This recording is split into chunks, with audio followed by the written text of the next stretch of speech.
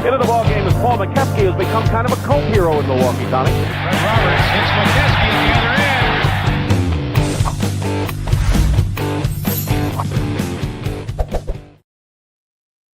end. And welcome everybody to the latest edition of We Got Next.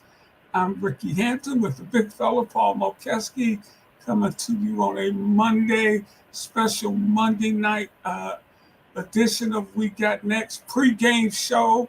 We got the NFL. My mighty Detroit Lions are taking on the Baltimore Ravens in about an hour and a half. Hopefully they don't get run out of the stadium. This could be a 50-45 shootout because I don't think either team can stop each other. But Baltimore has Lamar Jackson, and I think he'll make more plays at the end to win that game tonight. Take the over. Take the over. Take the over, yeah. Take the over in this one. Take the over, man. Easy bet. Those are arguably two of the best offensive teams in the league with playmakers all over the place. And let's talk a little NFL, man. Already into the third weekend of the season, and things are beginning to take shape. This will be the final game of Week 3 tonight. The big upset, I think, yesterday was Green Bay that got off to this terrific start. They went to Cleveland and really kind of just gift wrapped that game to the Browns yesterday, Mo.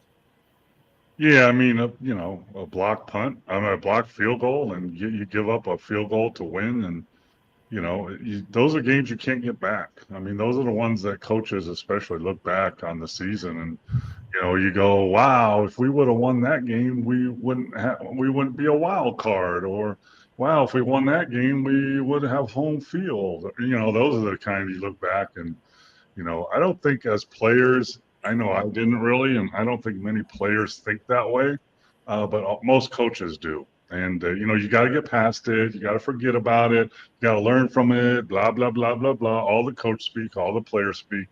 But in the back of your mind, you're going, we're not getting that one back unless you go somewhere and steal one somewhere. So, the season's young, but that one really hurt because you had it won. It's like being up by 10 points with a minute left in an NBA game. You got to win that. You can't lose that. And the thing about an NFL game, you got one game a week, and people talk about it the first 4 or 5 days of the week before they move on to the next game. You lose a close one in the NBA, you play in the next night or two. You got a chance to redeem yourself, so you don't have that hanging over you as much. But Green Bay's a really good team, and but when people look at a team like Cleveland, these are professional athletes, Mo. And I know you say it all the time about NBA players. If you go down there and jerk around, they will beat you. Yeah, I mean, that's why you play the game, right? I mean, I'm gonna skip over here, but what about the WNBA? The Indiana Fever come in here and beat the Aces by 16 points on their home court, and Indiana doesn't have 3 of their best players.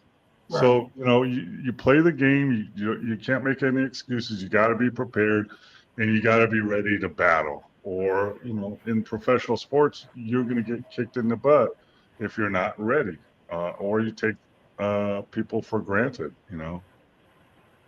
Yeah, and that's the Aces right after Asia Wilson was named MVP for the 4th time. I think that's first time in league history that a player has achieved that.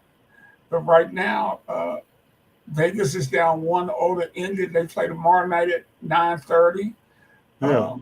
So then how mental, sports is a mental game, and you got awarded the MVP, and you got a wounded Fevers team coming in who don't have Caitlin Clark or like 3 other players. They almost didn't field a team, a month ago because they were so hurt. And, the natural thing is we'll just play our game and that'll be fine. But here's the problem. The other players are professionals, just like you said, Ricky, and they step up and it's us against the world and nobody thinks we can win. I've been in that locker room before. I'm telling you, they were in the locker room before that game saying, hey, listen, no one expects us to win this game.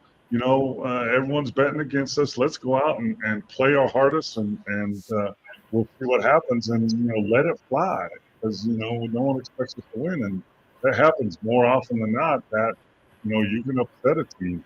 Now, thank goodness for the Aces, the series is 5 games, not 3, because if it was a 3-game series like the first round, they'd be in big trouble. But now it's 5 games, so they can recuperate, win the next game, and then they have the talent to move on from there. But you can't take your opponent in professional sports for granted. I don't care who it is.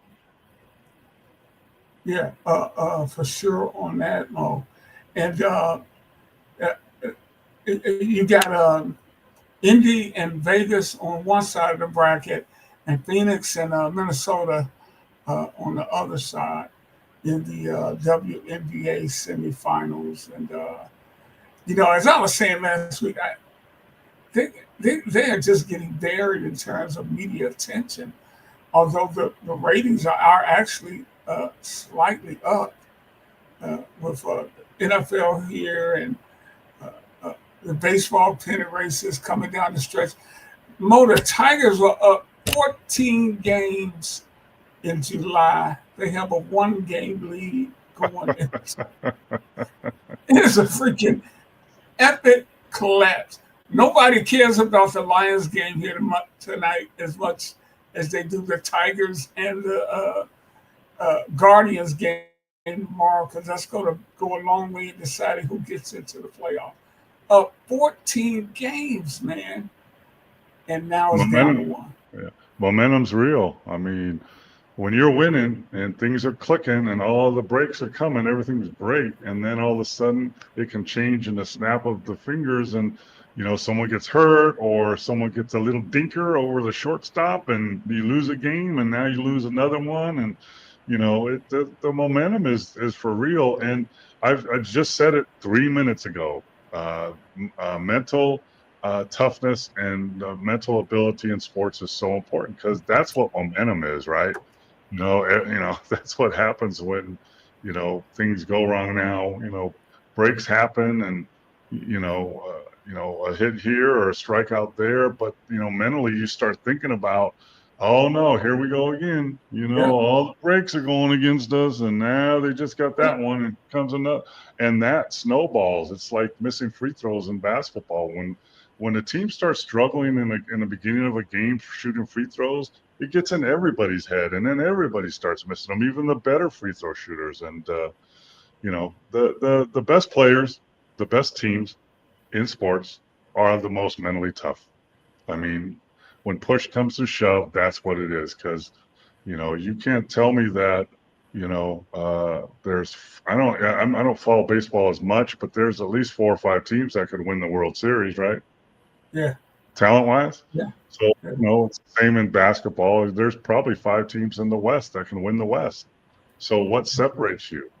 It's mentality and toughness and, the team mentality, and you make your own breaks. That's a big saying way back when. You make your own luck. You make your own breaks. And that has to do with being prepared, obviously, physically, and also, but more important, mentally prepared. Well, you just mentioned the West and breaks, and although Fred VanVleet did not break anything, he tore his ACL the other day and is out for the year. Just signed a 2-year, $50 million deal with Houston, and he was really, I know they were looking at him to be the catalyst of that team, a championship point guard, has won an NBA title. Now he's gone, Mo. And I don't know what they're going to do to try to replace him. I'm sure they're going to try to do something. They brought Kevin Durant over there to try to make a move this year. But that's a devastating loss for that team. Yeah, I mean, he's your starting point guard. And when I'm looking on their roster, they don't have another quality point guard like that. So what do you got to do? You got to go out and get one. If there's a free agent out there, you got to go get him. If there's a trade to be made, you got to do that, because or else you're just going to waste a whole year. And to rewind a little bit, it would have been better if he broke his leg. That would have been way better, because then you get in a cast and you heal up in 6 weeks, 6 to 8 weeks, and you're back. ACL, you're done for the year. So, it's the Rockets were one of the top 4 or 5 teams in the West that can make a run for a championship, a run at OKC, a run at the ring, and now they're not. One no, little thing happens, and they're not anymore. They don't have a point guard. It's like the Warriors don't have a center. They don't have a legitimate center. Now the Rockets did all that trading to get KD to plug him in with Sengun, and they signed Steven Adams, as re-signed him to be a backup. And Amen Thompson is a great young player, and you got some young pieces around him. But now you don't have a quality point guard, which just you can't put a Band-Aid on that. You can't patchwork that. You can't say, okay, you know what? Amen Thompson can play a little point, and Jeff Green can play a little whatever. You can't do that. You got to go get a legitimate point guard. And guess what, Ricky? Those are hard to come by because they're so important. They have Aaron Holiday on the roster. Maybe they should try to go get his brother at some point in the year. Drew is in Portland. I don't see Portland challenging by December. They may be ready to do some business. Yeah, but if you wait that long, you're going to be out of the West. You might as well forget about it. If you wait that long, you need to do it now. And his days are kind of past him a little bit, I think. But that wouldn't be a bad, a bad fix, to help things go through a little bit. But you better start getting something now, or you're in trouble. Tyler Hero's out at least the first 8 weeks of the season, Mo. I'm going to touch. I just thought about something, Ricky. I just thought, what did the Dallas Mavericks do when Kyrie Irving got hurt? What have they done since then? They went and got D'Angelo Russell, a legitimate point guard. He's very inconsistent. He's up and down, but he's a legitimate point guard to fill in until Kyrie gets back, right? But, they didn't say, hey, Cooper Flag will play some point guard and Clay can play. They didn't do that. They went and got a legitimate point guard to cover cover that position until Kyrie gets back. So that's something that Houston needs to look into, something like that kind of move. But sorry, I interrupted.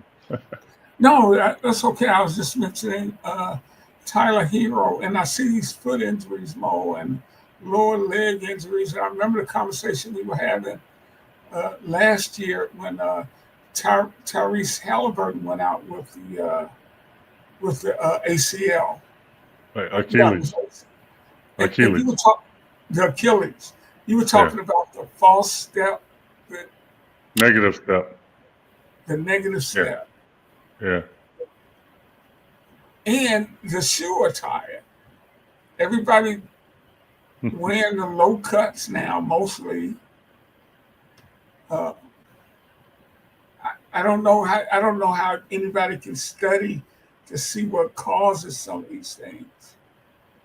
Well, the Achilles, it's wear and tear. Your Achilles, you're putting pressure on that your whole life since you're a kid, and eventually, it's probably going to go if you do that negative step. You step backwards, and then you put pressure on the Achilles to go forward, and that's when look at all of their injuries. That's the negative step. That's when it happens. A guy did yesterday in a football game, and but there's ways with footwear, taping. You tape your ankles. You can tape them in a certain way that will help prevent that. Could you still pop your Achilles or break your foot? Sure, but at least it'll be some prevention there if you tape it correctly. Dirk Nowitzki, when I was in Dallas, he had horrible ankles. His ankles were really, really loose, and he taped his ankles up almost mid-calf with almost a cast-like tape. that would take a while for him to loosen it up, but then it protected him from, turning and breaking his ankles. So, there's a lot of taping techniques you can use. The problem with players now is they don't think about prevention. They wait till it's too late, till maybe my Achilles is sore, or maybe you need to start ahead of time and think about prevention more, instead of, waiting. And, I'm sorry, but, taping your ankles and wearing high top shoes don't look so cool, but it'll help you stay on the floor. So, Nick Bosa tore his ACL yesterday for the 49ers. yeah. Yeah, I just don't remember those injuries being that way years ago. Well, the sports is athletes are bigger and stronger and faster and quicker. That also puts more strain on your body. Right. It's all human nature. Your body is your body.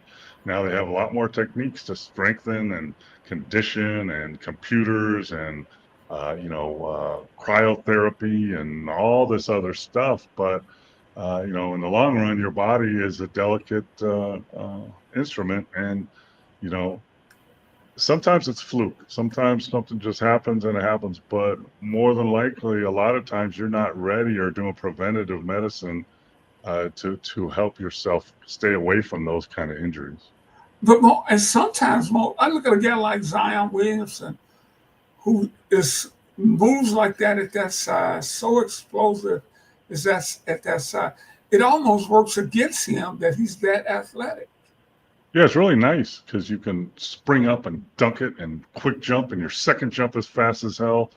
Guess what? You got to land You gotta sometime. And land. when you land, that's when your ankles, your knees, your hips, everything takes that pounding. And, you know, you got, and, as long as Zion, in my opinion, Zion's never been in great shape. I mean, he's been in good shape, but you can't be a professional athlete at that level and be in good shape. I'm in good shape. Great. Some guys, playing golf with you today are probably in good shape, but you're a pro athlete. You got to be in super, super great shape, especially if an athlete like that. And you know who else? Luka is learning that. We talked about this before when Yeah. he got What traded year to the was Lakers. LeBron? I was hoping he talked to LeBron and listened to LeBron and look at what kind of shape Luka's in now, playing in the Worlds. And, if you're going to kind of, some of these guys, Zion, they've got along, being the best player out there on the floor with their athleticism for so long that maybe they take it for granted, the preparation and the work that needs to put in, because sometimes at some point in your career, I don't care who you are, Michael Jordan, LeBron, Kobe, at some point in your career, you're going to come up against players that are just as talented and athletic as you. It's only is nature. That's what happens. And you got to be prepared for that. I was watching one of the NFL games yesterday. I can't remember who it was. One of these young running quarterbacks tried to beat the defensive end to the corner. It's this big 280 guy ran him down, and he kind of looked back like, damn, who was that? He didn't see anybody in college that you could see the surprise on his face. Like, how did that catch me that big? Yeah, when I talk to players from let's talk about, if you're a shooter, a really good shooter, in high school, you have this long to get off your jump shot. In college, you have this long. And in the pros, you have this long. You got less than 2 seconds to get your jump shot off. Same thing, in high school, you could be around this talented and it's okay. And, nobody's really close to you. And in college, they're starting to catch up to you. In the pros, everybody's that good, Yeah, for sure. Uh, uh, for sure. But as we said, a guy like yourself, you played 12 years, playing the right way stands for something. Playing with fundamentals stands for something. Being smart on the court and physical stands for something too. Yeah, because the bottom line is, no, I don't care how good you are. I care how you can help me win games. The goal is to win games, right? The goal is to win championships. That's the goal.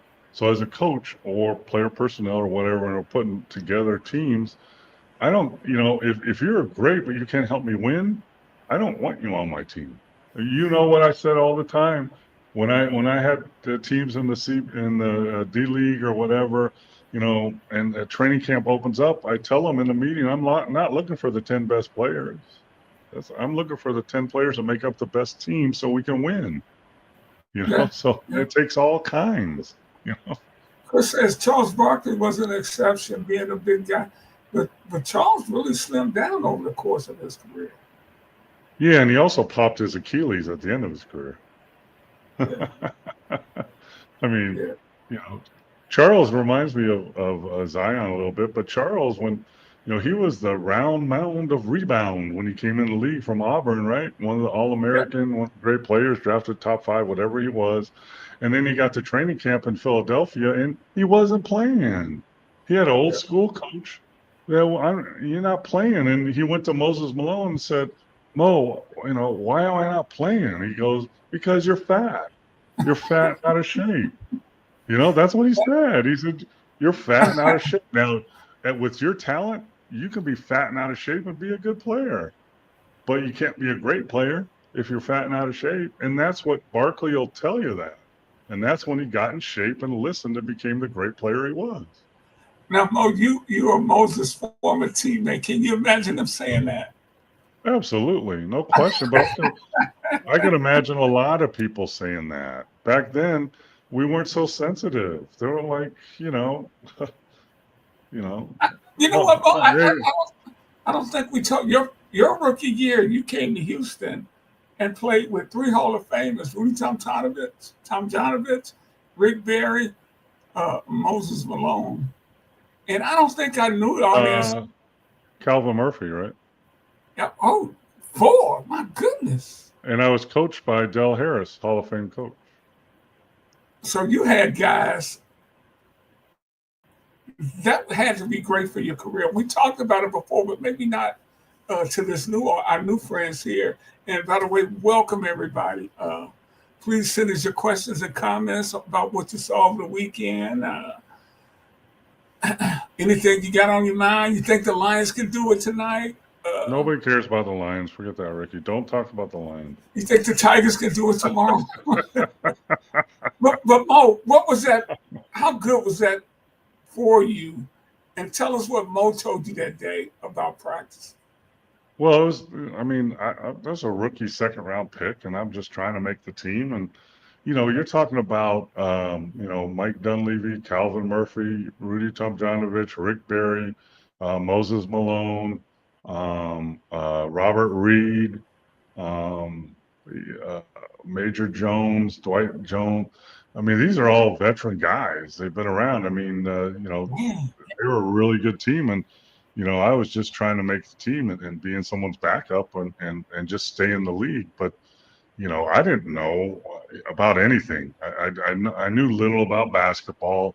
When I first got up there, before training camp started, Moses Malone and those guys said, okay, we're going to play at this gym tonight at 6:00, and I drove up to the gym, and it's in some park, and it's dark out, and I walk in the gym, and it's like 110 degrees in there, and Houston weather and humidity, and there's all NBA players and Harlem Globetrotters. That's the pickup games they were in, and it was tough, and that was like, okay, this is how basketball is. And then those guys taught me, I didn't fly very much. They taught me, how to check a bag and how to tip at a hotel and all that stuff. So, along with how to be a professional, you need to do your job. I told you the story, Calvin Murphy used to call me Tonka, because he said I played like a truck, like a Tonka truck. And he said, Tonka, you want to make this team? I said, yes, I do, sir.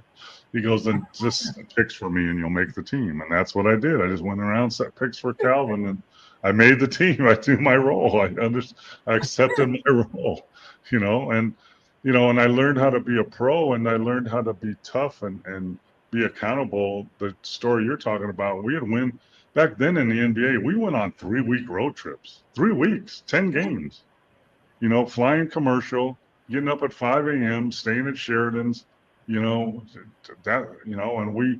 we had a tough road trip, and Moses Malone played 45 minutes, and I played 3 maybe, and I watched him play some, Kareem or Bob Lanier or whoever, and we got off the road trip, and Coach Harris was mad at us. We'd lost the last 2 games or something like that. I don't know. And he said, "Okay, we're going right to the arena to practice right now, right off the plane, off a 2-week road trip."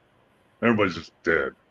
And we go there, and I'm like practicing against Moses. I'm kind of taking it easy on him, and he just stopped in the middle of a scrimmage and yelled at me. Don't you ever play halfway against me. These guys that I'm guarding against, McHale's and Parishes, and those guys aren't playing halfway. You better play me the way you need to play me all the time. And I'm like, yes, sir. And I learned, don't let up anymore. So That's a great freaking lesson, man. That is a great. And you did mention Robert Reed. What a good player he was, man. yeah, he passed away last year, I think. Great player. He was like a point forward kind of guy. Yeah, and there's so many just not great players, just really good professional basketball players that carried that league in the 80s and 90s. And really a big reason why the game continued to grow in popularity. Of course, you had your superstars, but they weren't the only really good players up there. There was a lot of real good players, and you didn't have that many teams too. So And there wasn't 15 guys on the team. There was 12. yeah, So guys that are on rosters now wouldn't have made rosters. Guys that are, starters now wouldn't have been starters. That's just the way it was. There was less teams, less players, higher quality. It's harder to get in the league. Guys weren't leaving the league, and there wasn't a lot of spots. absolutely on that. I love hearing you tell that story, Mo. That's one of my favorite stories. But yeah, we got. What was your? We're a month away. Training camp's about to start. Are you chilling for a week or so, for the next week, or are you about to ramp up with your workouts? You're talking about players right now? Yeah, what would be your routine this time of year? No, you're ramping up. I mean, usually right after the season, you chill for a few weeks and let the body recover and regain its strength. Then you start working out like a treadmill or Stairmaster, or getting some shots up maybe. And then you push it up to pushing yourself more in your conditioning and pushing yourself more in your drills. And now this time of year, you're full out scrimmaging against pros. There's guys that play here. There's an NBA game here every morning at 11 o'clock. They play at a gym here. There's 15 NBA guys that, you play against your competition, then they lift, then they train, then they strength and conditioning, then they do nutrition. And, you need to be, with training camp a couple weeks away, you're ramping up your training right now to be at the peak when you go into training camp. Hey, great. Oh, that's a great one. Yes. Oh, man. Rockets go for Westbrook. Yeah. Jonathan, that's yeah. If that's a great one. Yeah, I'd be on the phone right now because Westbrook proved himself with Denver last year as a quality guy that can really put up some good numbers in less time. He used to play all the game, but he didn't in Denver. He came off the bench, but man, that's a great call, and that's a great call I would make because guess what? You're talking to him about being a starter now. You want to be back to be a starter now? Yes. Oh man, that's a good call. I'm looking at the wire. He is being rumored to go to Houston. Yeah, that's a no-brainer. Yep, great call. Good call, Jonathan. Yes, that would be my number one. And in their room right now, when they heard that news, they have names of free agents out there. They have names of guys on other teams that they've talked to the other teams over the last year or so and might be available maybe. They might have one guy that's really a target. But I guarantee Westbrook's at the top of that list now for Houston. That's a great call. Now, Mo, I'm reading the story, but they say the uh, the Rockets don't have money to sign him. For those asking, the Rockets can't sign Russell Westbrook, Ben Simmons, or anyone else since they are roughly 1.2 million from the first apron hard cap. The Rockets Yeah. can apply for a disabled player exception, Yes, but that that just doesn't changed. change their financial restrictions. I don't know. I don't know it that well, but I got to believe that now that he's out for the season, that changes. And, okay, you can't sign him for 20 million. No, you got to sign him for veteran minimum, which is probably about 5 or 6 million a year. And that's all he's looking for anyway. I mean, I don't know, what he made last year in Denver, not much more than that. Yeah, and man, if I gotta cut somebody to free up some money, Yep. I'm gonna get this guy in here. Yeah, the problem is Here's a that note. if you cut somebody, the money doesn't come off your Oh, it salary doesn't. cap. Not if it's Oh, guaranteed, it doesn't. Only if it's not guaranteed. wow. Uh, this is from JR. What's up, JR? And man, we thank you for the questions and comments out there. Keep them coming. What about fever during the summer? Do you think you're getting a head start on the revamp process, or are you already tearing out your legs for the season? Jared, that's a good question, and I think a lot of NBA owners and head coaches are leery of that because guys like Luka and Giannis and Joker, they're all playing for their countries, and it is draining on them. The FIBA season is not as long. It's probably with training and everything and the tournament, it's probably 6 weeks maybe. But it does put wear and tear and can really affect you going into the next season. So one of the things I would really push them to do is, okay, now that it's over, you need to really recuperate. You got to take a week off. And you know what else they do in the NBA? Guys like that, like Giannis or Joker or Luka that play with their or Sengun, or there's a lot of them that play for their country teams. They kind of let them slide a little bit in training camp. So their first week or so of training camp is still probably recovering. It's not pushing themselves as much. But that's a concern.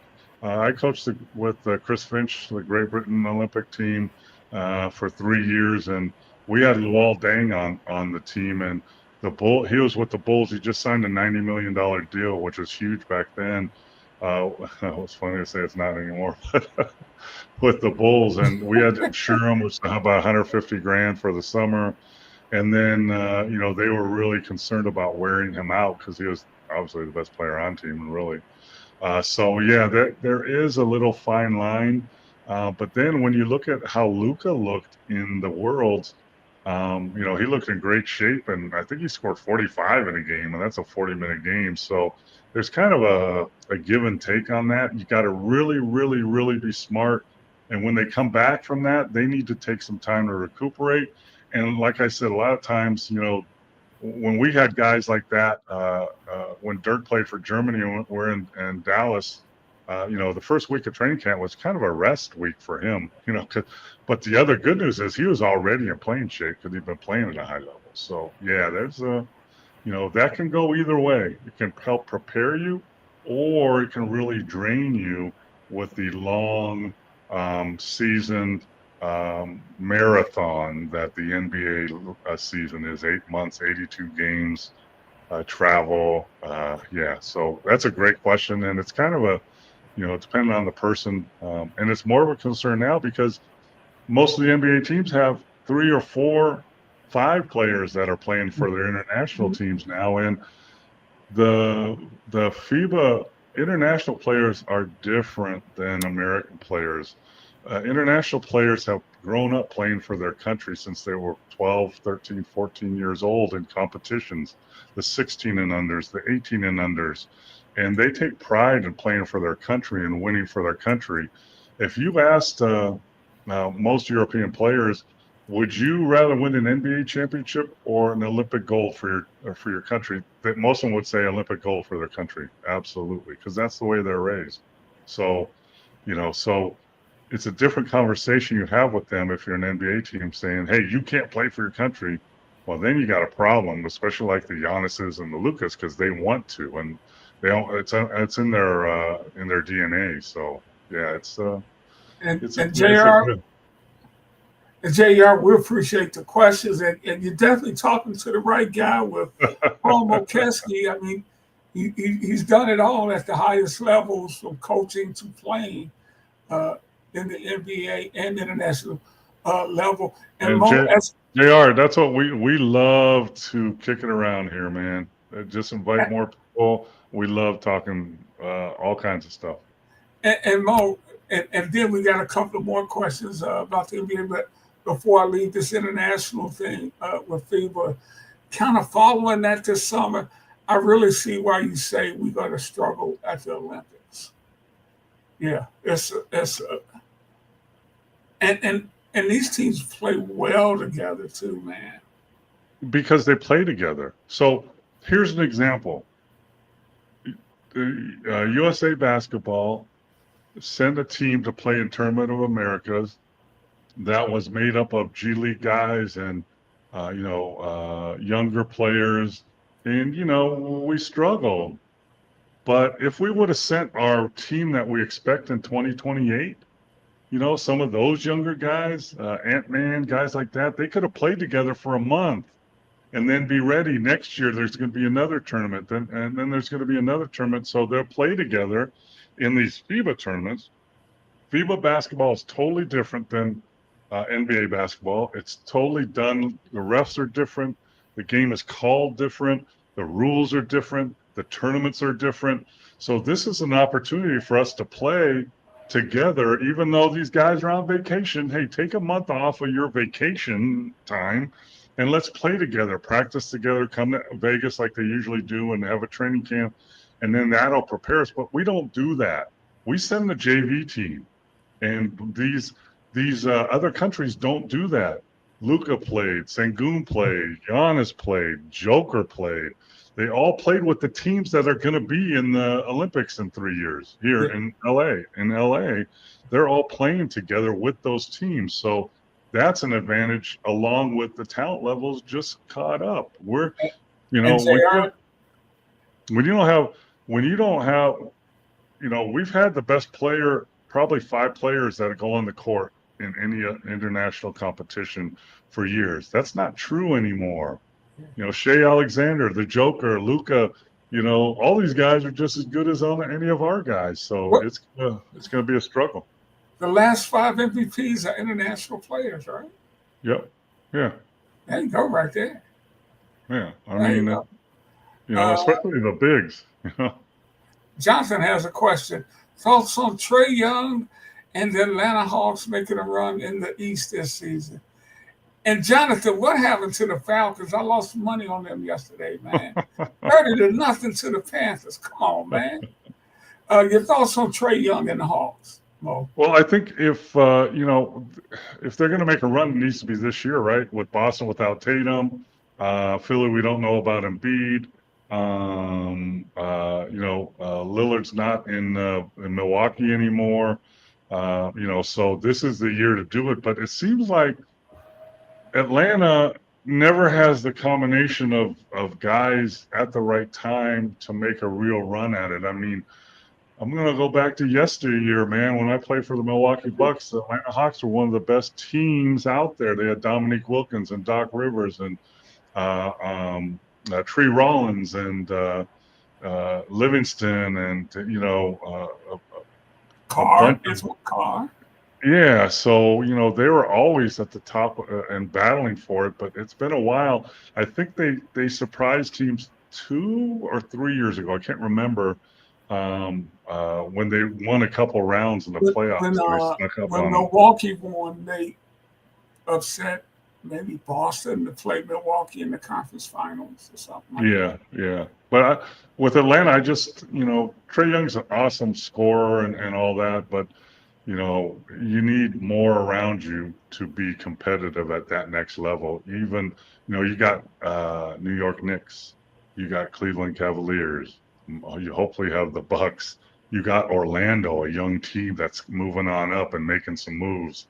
So the East is, Boston's not going to be what they were. So maybe this might be the year, but it's going to be a tough road. Yeah, the NBA, man, it's just a lot of squads out there now. Uh, I guess you could call it. We got a little parity going. You know, you just said about the East, and we know the West has been this way for the last 2 or 3 years, maybe 3 or 4 years, with Oklahoma City all the way down to Dallas and Lakers and Denver. And I don't know what's going to happen in LA with the Clippers now with this whole thing with Kawhi. Minnesota, Golden State. San You know, Antonio. San Antonio, good young team. I look So at I, teams. I look yeah, I at think, teams. Go say it again, Mo. I think, OKC is the favorite because they've been there and they've done it and Yeah, they have for some sure. players. Yeah, But the Lakers have really made upgrades. They got a legit center in Ayton now to go with Luka and LeBron and Hachimura and Reeves. And they got Marcus Smart they signed. Connect is still a nice young player. But the team to watch this year, if I'm betting the man, I'm looking at Denver because Denver addressed their bench. So they always had Murray and Braun and Aaron Gordon and the Joker, but they added Hardaway, Cam Johnson, Valanciunas, Bruce Brown is back. They're a team to reckon with now in the West. Denver is for sure. well, Jonathan said we're going to surprise you with Jalen Johnson. Porzingis is in Atlanta now. Yep. Yeah. Dyson Daniels, Nikhil Alexander Walker. I think Ben kind of ended his own career, though, Jonathan. I just, Yeah, I, his career just fizzled out, and yeah, man, it's scary. I mean, 3 years ago when he was in Philly, or 4 years ago, whatever it was, at the beginning of the year, he was the triple double guy. He was the MVP candidate. Remember that? And then, yeah, wow, took a dive. yeah, yeah, absolutely, man. We're watching We Got Next. I'm Ricky Hampton with my great friend Paul Mokeski, former Milwaukee Buck center, coach, scout, coached Olympic basketball. Uh, More at every level, man. It's been a great ride for you, man. And what I love is getting with you on Monday night and just chopping it up. We talk a little sports, but when he gets this man start talking about the National Basketball Association, there's no better mind than Paul Mokeski. And JR says the Magic won the off season. Yeah, they did all right. Yeah, I mean, they got Bane. I like him. A good time scorer. A Banchero, great player. Is Wagner still hurt, or is he back on, or is he out He's for a back. while? I think Okay, he's back. so yeah, so he's one of the guys that's going to hold that together. I think they got. I'd like Jason Richardson, their draft pick. The son of one of the guys that I coached in Charlotte, and I think might be one of the steals of the draft. I really like his game, and he's going to fit into their whole younger rotation.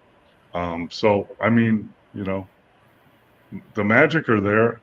I think if you're looking at who won the offseason, look at the Lakers just by Ayton.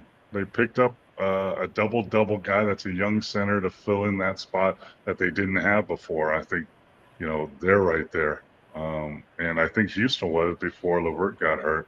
And then Denver did a great job. And um, we'll see. And I think Dallas, by picking up D'Angelo Russell, really helped them cover.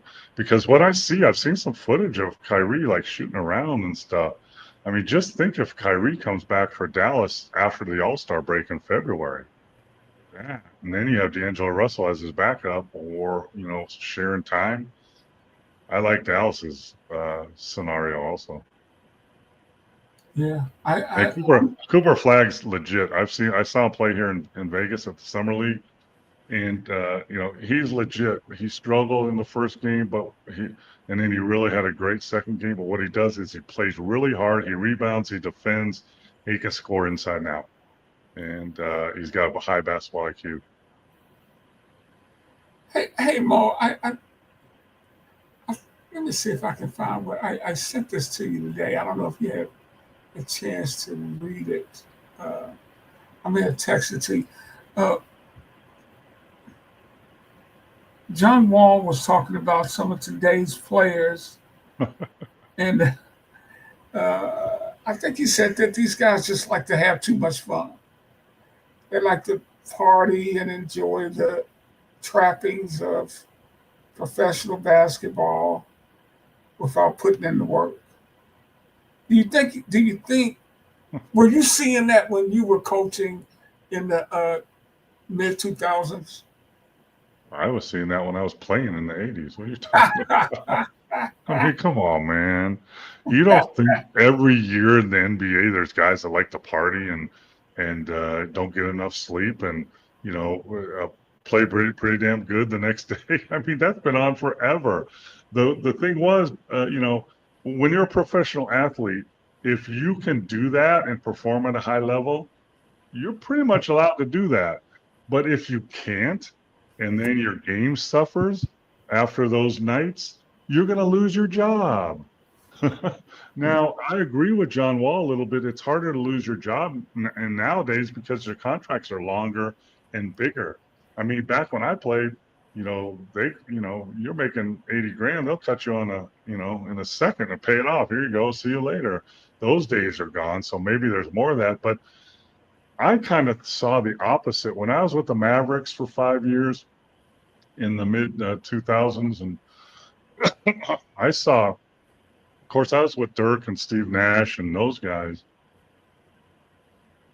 I saw more concern about recovery, rehab, taking care of your body. We had full-time masseuse. We had the ice tub. We had the warm tub. We had the underwater treadmill.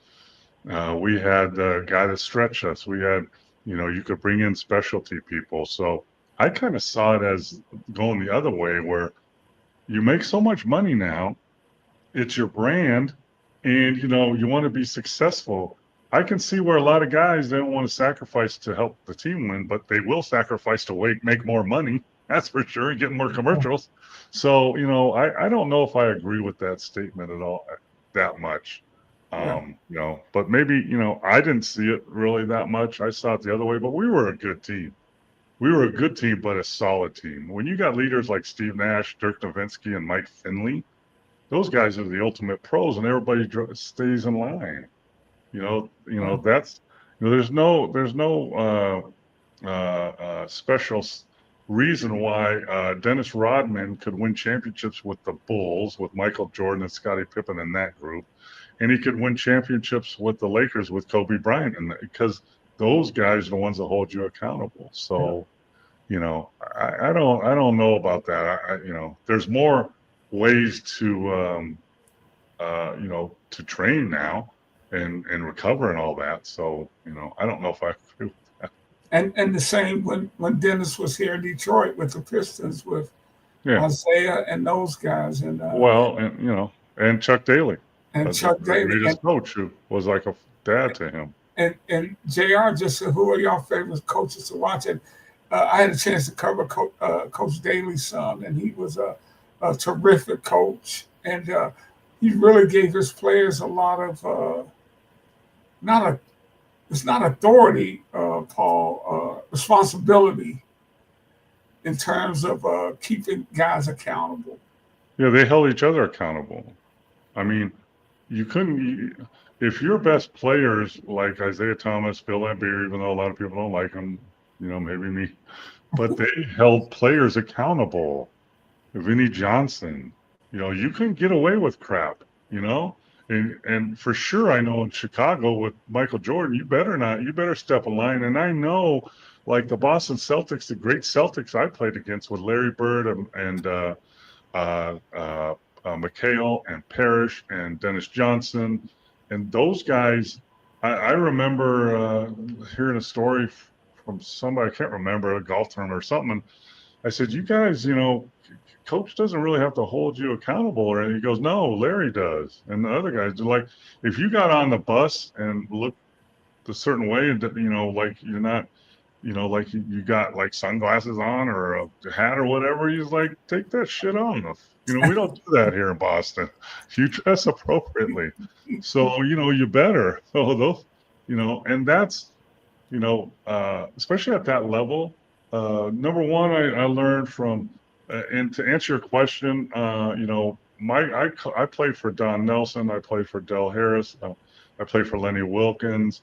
Great coaches, all different Wow. guys. Yeah. I like to watch two of my friends, Chris Finch and Steve Kerr, coach. Um, uh, the young coach in Detroit, I love him. Bickerstaff, I really like what he's doing. There's some really good coaches. The really thing about me is there's a lot of young ones, and I've told Ricky and everybody on this show, if you go into a practice as a head coach in the NBA court and you walk on that court, those guys will know within 15 minutes whether you're full of crap or Yeah. you know what you're doing. And, Yeah. you can't fool those guys. That's a good question for Chris. Hubie Brown, I'm sure you know Hubie. Did you guys get a chance to talk much over your career?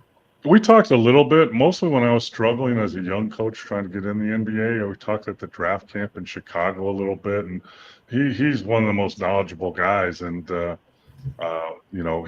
kind of was the announcer that made other people understand the game a little bit more. And I'll tell you a story about Coach Brown.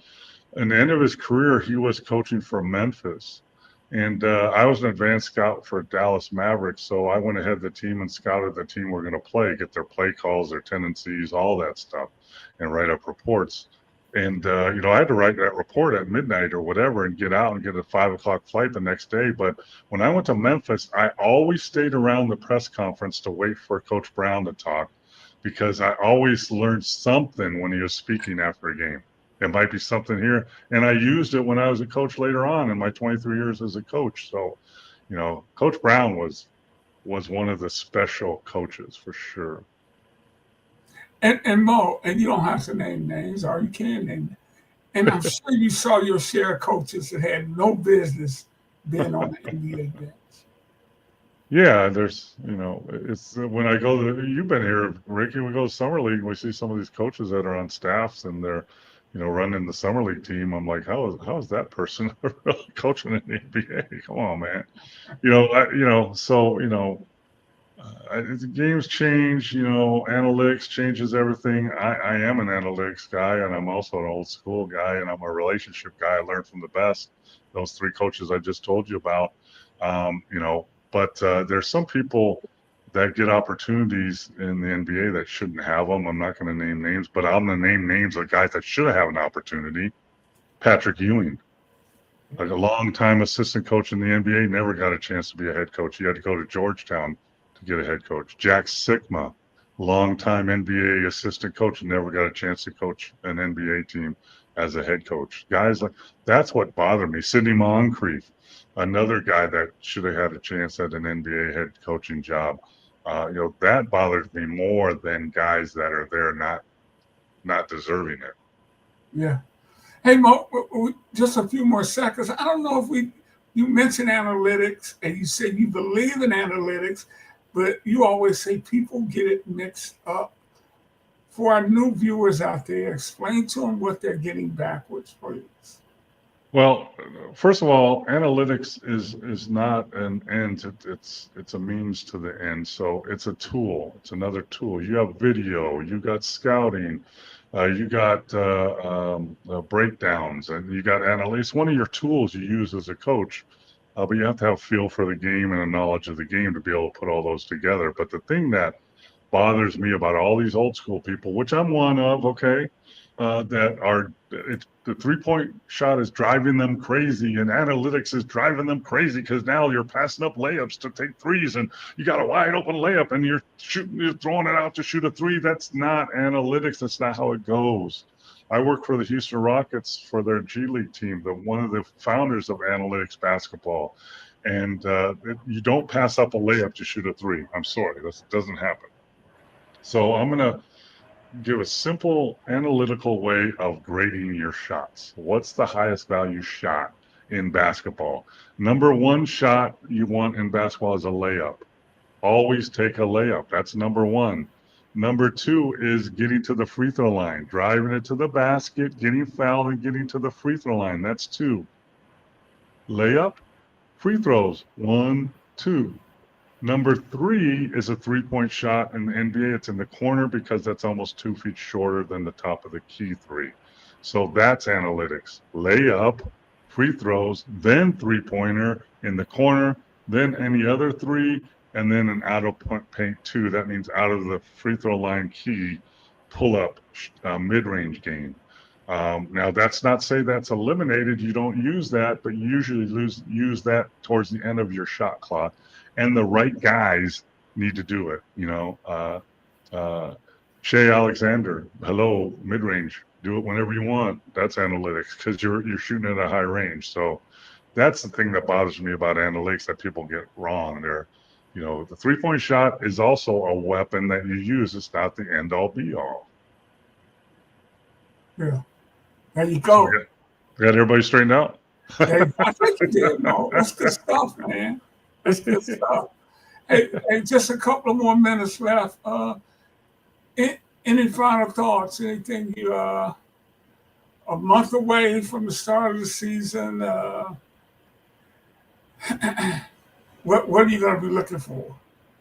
Well, I'm gonna be looking for the suggestion that Westbrook goes to Houston. I love that. That's a great idea. Training camp opens in another week or two, depending the teams that go overseas to play those preseason games get to go to training camp earlier. Any last minute injuries are going to hurt and derail you. I just love this part of the year because we have baseball playoffs. We have the WNBA playoffs. We have college football. My Jayhawks won again. They have a new stadium. They're doing good. Rock Chalk Jayhawks. And then NFL games are all the time, pretty much any day, right? You got Monday Night Football. You got Tuesday football. You got Thursday football. You got Saturday football. Sometimes in the evening, you got Sunday Night Football. So, and now with the NBA starting and, here in Vegas with the Golden Knights and hockey, every sport is kind of playing at the same time. It's pretty cool. And we got college basketball coming up. And my Jayhawks are playing here in Vegas next month in November. And one more thing about Luka. You see what kind of great shape he's in. What do you think the people in Dallas are thinking now? I would have been upset for the trade, whatever. But then if you get KD, if Kyrie comes back and, you got the fluke, you got Cooper. That's a fluke, though. But now you're looking good. But at the same time, if I'm front office person or I'm a coach or I'm a fan of the Dallas Mavericks, I'm going, wait a minute. Why weren't you in that kind of shape when we were paying you $200 million? You're in decent shape. You weren't in this good a shape. What clicked in? But you know what? All fairness, you get older and more mature as a player. You get around someone like LeBron James, who's a phenomenal 40-year-old player. Maybe something clicks in with you finally, and someone gets you. The Dallas Mavericks organization, through coaches, through friends, through players, through everybody, tried to get the Luka to do two things: get in great shape and stop messing with the referees. Stop messing with the referees because it affects your game. So the first one, the Lakers got, but he's in shape. Now they got to work on stop messing with the referees. However, now you're with LeBron, who messes with the referees. So that's it. You'll learn some new tricks from LeBron. Well, hey, man, we got to get out of here. Well, we got one more from Chris. Always took shots warming up under the back, was working backwards, slowly improving our shot height to the backboard. Always, I think, and I see guys do that. They have drills they take when they warm up more. Yeah, Chris, that's a point that a lot of young players don't understand now. They come out in the gym, they start shooting threes. It's stupid. So when I was with Dallas, I got to warm up Dirk Nowitzki a lot before games, and we had a routine where we started right under the basket with touch shots right around the basket. Then he took it out to the block off on the free throw and shoot little bank shots, little touch shots.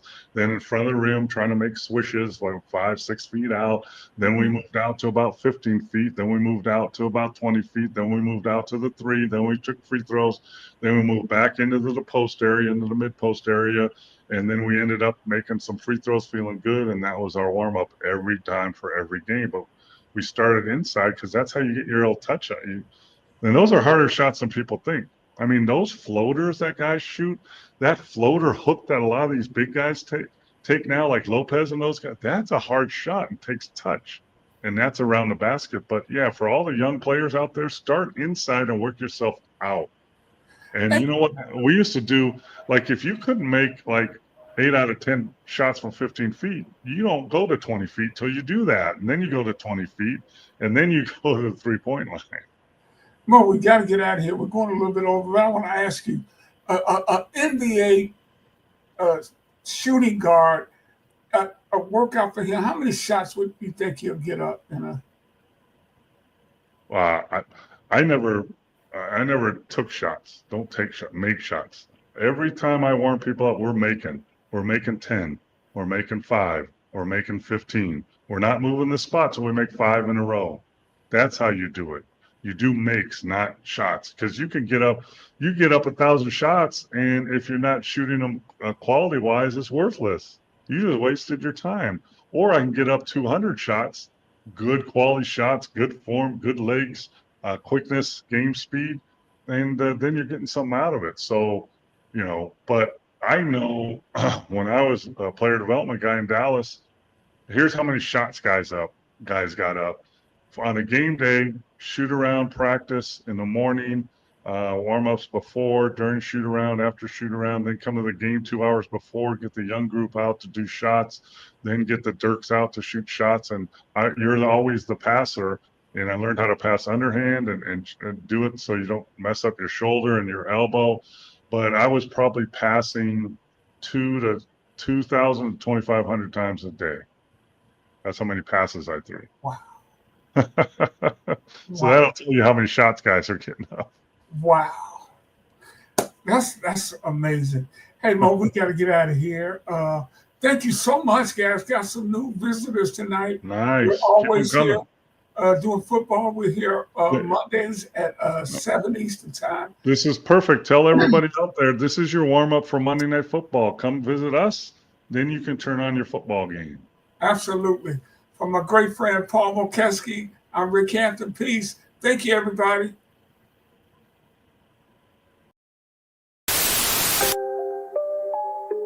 Oh, Canada. Put on a suit, drink water, don't drink and drive. Hey, man, call your mother.